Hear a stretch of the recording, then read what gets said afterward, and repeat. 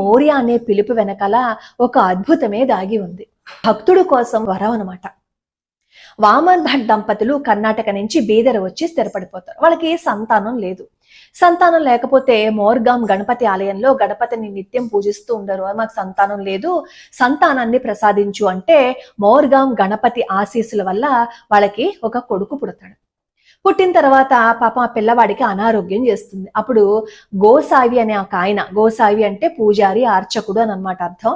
ఆయనేమో ఈ వామన భట్ కొడుకుకి మందు వేస్తారు. వేసిన తర్వాత ఆరోగ్యంగా మళ్ళీ తిరుగుతుంటాడు అనమాట. అప్పుడు దానికి కృతజ్ఞతగా ఈ వామన భట్ దంపతులు ఏం చేస్తారు అంటే వాళ్ళ ఇంటి పేరుని గోసావిగా మార్చుకుంటారు. వాళ్ళ కొడుకుకి మోరియా అని పేరు పెట్టుకుంటారు. అలా మోరియా గోసావి అవుతుంది ఆ పిల్లాడి పేరు.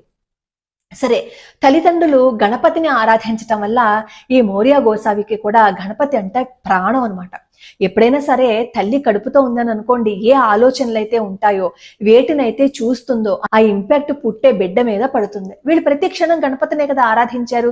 అలా ఈ పుట్టిన మోరియా గోసావికి కూడా గణపతి అంటే చాలా ఇష్టం. చిన్నప్పటి నుంచి ఆలయంలోకి వెళ్ళి గణపతిని అలా స్మరణ చేసుకుంటూ నిత్యం ధ్యానిస్తూ ఉండేవారనమాట.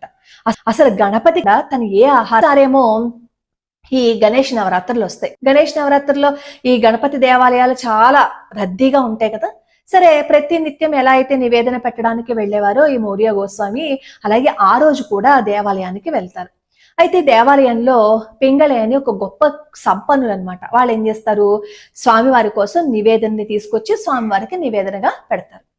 పెడితే ఈ మోరియా గోస్వామినేమో లోపలికి రావడానికి అనుమతించరు. పాపం అప్పుడు మోరియా గోస్వామి ఆ ఆలయానికి బయట ఉన్న ఒక చెట్టు కింద ఉండిపోతారు. చాలా వేదనగా చెయ్యాలని చెప్పి ప్రసాదాన్ని తీసుకొచ్చారో ఆ ప్రసాదం ఏమో దేవాలయంలో ఉన్న స్వామివారి గర్భాలయంలోకి వెళ్ళిపోయింది. గర్భాలయంలో ఏ ప్రసాదాన్ని అయితే సంపన్నులు పెట్టారో అది బయటికి వచ్చేసి ఈ మోరియా గోస్వామి చెట్టు కింద ఉన్న అక్కడికి వచ్చేసాయి. అంతే, అక్కడ ఉన్న వాళ్ళందరూ ఈ మోరియా గోస్వామి క్షుద్ర పూజలు చేస్తున్నాడు, అందుకే ప్రసాదాలు అలా మారిపోయాయని చెప్పి అక్కడి నుంచి పాపం గంటేస్తారు. చేస్తున్నాడు అందుకే ప్రసాదాలు అలా మారిపోయాయని చెప్పి అక్కడి నుంచి పాపం గంటేస్తారు. చాలా బాధపడుతూ ఉంటాడనమాట.